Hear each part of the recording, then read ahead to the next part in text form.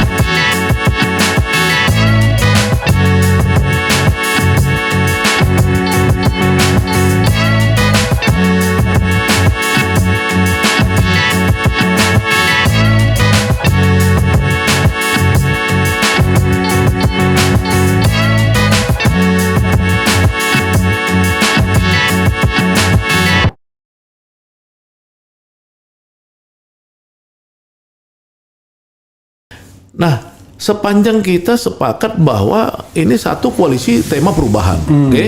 Iya. Yang kedua mau menang, kan gitu? Iya. Ya enggak? Yang ketiga sejak awal memang sudah diserahkan kepada Anies untuk memilih Wakil Presiden. Wakil Presiden. Lah so what? Ya kan? So what? Nah Anies kebetulan waktu saya dari Lampung kemarin mau ke Palembang, kita di Palembang kemarin, pada saat saya jalan itu hari Jumat atau Jumat ya, saya ditelepon. Jalannya Jumat, acara kita Sabtu. Ya, saya ditelepon oleh Pak Anies Baswedan, ya kan, dia bilang kan, aku senang dengan Muhaimin. Iya. Oh berarti Anda bukan petugas partai dong? Bukan terpaksa. Bukan terpaksa. Iya. Kan persepsi di publik dia terpaksa karena Surya Paloh. Iya. Bukan terpaksa dong. Dan saya memang sempat bingung juga kalau Anies ini yang saya kenal tokoh besar sejak zaman mahasiswa mau masa jadi petugas partai sih nggak level banget. Ternyata ketika dia bilang itu dia senang.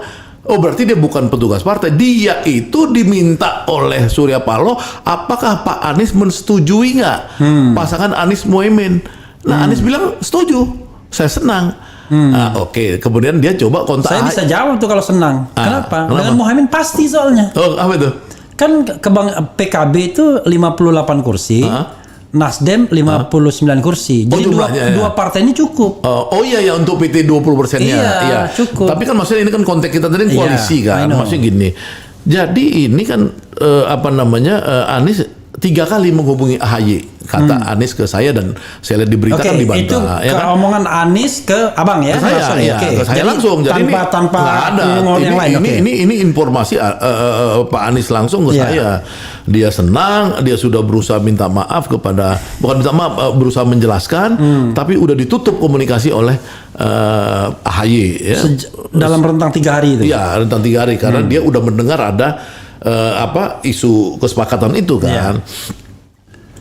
Nah menurut saya sih ini kekanak-kanakan ya kan. Jadi artinya ya tidak benar bahwa itu disebut pengkhianatan. Karena ini ada situasi yang namanya itu Kalau di dalam di dalam kalau kita asuransi atau apa namanya itu post mayor. Force mayor, ya. Post mayor ya kan kedaruratan apa segala harusnya ada renegosiasi seperti PKS nih dia nggak keluar ya dia tapi pasti dia renegosiasi. dia nggak datang ke acara ini di Surabaya deklarasi padahal sekjennya ada di situ di luar hotel ada sekjennya terus besoknya dia kasih acara untuk Anies di Medan, ya kan besar-besaran PKS ngasih acara, dia tetap menunjukkan pada Anies.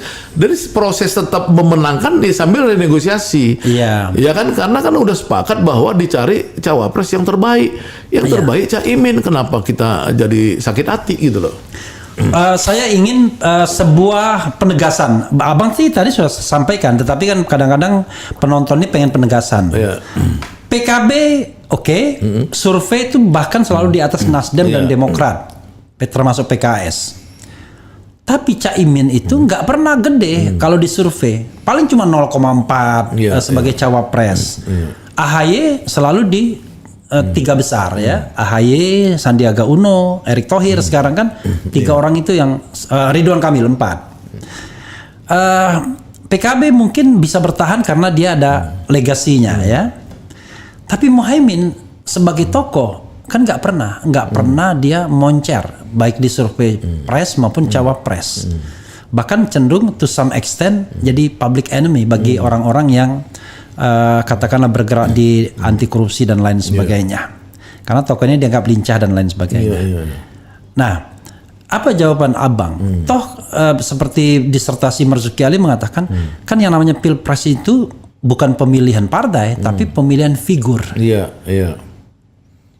Apa jawaban Abang? Pertama kan gini, pertama kan survei itu didesain untuk apa? Itu dulu kan. Sebagai alat propaganda, ya kan? Atau sebagai alat mengukur. Kalau saya lihat mayoritas survei-survei ini yang saya baca kemarin 37 hasil survei terkini di CNBC Indonesia Online ya udah diringkas sama mereka. Saya cuma percaya dari 30 itu 1, 2, 3 lah. Nggak lebih dari itu. Lainnya propaganda. Bagian dari Nazi semua. Nazi semua si Gobel itu. Goebbels ya. Goebbels. Ya kan mencuci otak orang. Gitu loh. Jadi itu satu dulu. Sehingga apa? Sehingga kadang-kadang dalam desain itu tidak dimunculkan orang-orang yang memang kalau dimunculkan dia punya peluang. Ya, let's say Gatot nggak pernah dimunculkan. Nggak bisa dimasukin. Karena nggak bayar mungkin. Satu nggak bayar, yang kedua memang ada tidak dalam desain mereka. Karena ini kan ada oligarki yang ikut mendesain ini. Ya kan? Nah, kebetulan Anies bisa lolos nih. Bisa lolos walaupun dia tidak ada oligarki yang dia bisa lolos karena dia mungkin karena gubernur DKI kemarin. Atau terlalu moncer kan? Untuk di exclude itu terlalu moncer. Jadi itu satu. Yang kedua, ya kan dalam teori politik pencitraan itu orang juga bisa muncul karena dia membayar mahal. Iya kan? Apa prestasi? Ya Ganjar lah misalkan buat saya nggak ada prestasi kan? Bagaimana seorang gubernur Jawa Tengah cita-cita presiden? Nggak ada. Jokowi itu untuk jadi presiden dia harus memanipulasi quote and quote dulu, masuk dulu ke Jakarta dulu, supaya dia jadi tokoh besar. Termasuk legacy SMK misalnya kan, yang dibawa-bawa ke Jakarta. Tapi kalau orang gubernur daerah, itu kan kelasnya bupati sama wali kota. Dalam era sekarang, karena era sekarang ini kan era otonomi daerah, di mana kita bilang misalkan kita gubernur, tapi sebenarnya hierarki kita cuma di kantor gubernur itu. Masuk muter-muternya paling di ibu kota provinsi aja. Karena lewat dari itu kan udah kekuasaan bupati dan ini. Nah, kita tidak bisa mengklaim keberhasilan itu sebagai keberhasilan gubernur. Nggak bisa, makanya kecuali DKI. Karena DKI kan otonomi. Makanya Ridwan Kamil kan cita-citanya apa? Gubernur DKI. Salah satunya. Padahal dia penduduknya 46 atau sekian juta, 46 juta, yang jauh lebih besar daripada Ganjar dan lain. Jadi Ganjar ini kalau dia mau hierarki, dia sebenarnya lebih bagus cita-citanya jadi gubernur DKI dulu kan gitu, supaya ngangkat. Jadi kalau Anies ini susah ininya ngilanginnya karena dia sudah jadi gubernur DKI. Itu memang gubernur beneran karena apa? Karena dia punya bupati, punya anggaran hampir 100 triliun dan lain-lain. Dan dia kontrol. Sampai by himself. Dan 2 tahun tanpa wakil. 2 tahun tanpa wakil misalnya gitu. Nah, jadi itu tiba-tiba survei paling tinggi. Nah kita kan nggak jelas penjelasannya apa. Dicari relasinya kepada partainya. Partainya 20%. Dan jangan lupa loh, partainya dulu bahkan pernah nonjok ini orang. Nolak, iya makanya. Kan kita mau cari paling tinggi 20%. Iya. Tambah partai P3 4% misalnya. Iya. Ya kan? 24 kok dia bisa selalu 34, ada yang bisa 40 apa? Iya. Penjelasan di mana? Dalam ilmu yang benar ini itu semuanya ada scientific logiknya, ada penjelasannya. Nah, saya nggak tahu. Ini kan pasti ada yang namanya pencitraan tadi. Atau gini ya, yang paling aneh, 60% ingin perubahan. Ada satu survei saya baca, tapi yang mengusung perubahan paling kecil. Iya. Survei. Iya. Kalau pakai survei yang Ating Research Australia aja, saya yakin bahwa itu semua udah di mayoritas di perubahan. Iya. Iya kan? Nah, cuman itulah tadi survei ya. Iya. Nah, kembali ke kita tadi ini Muhaimin ini. Ya jadi Muhaimin ini sebelum dia dicalonkan Wapres, mungkin efeknya itu kecil karena dia tidak masuk remote. I see. Sekarang dengan masuk remote dia mungkin akan membesar sesuai dengan partainya 10,2 tadi akan boom gitu loh. Kombinasi dengan Anies. Yang ini penjelasan yang paling gampang adalah Maman Imanul Haq yang tadinya anti Anies sekarang nggak lagi.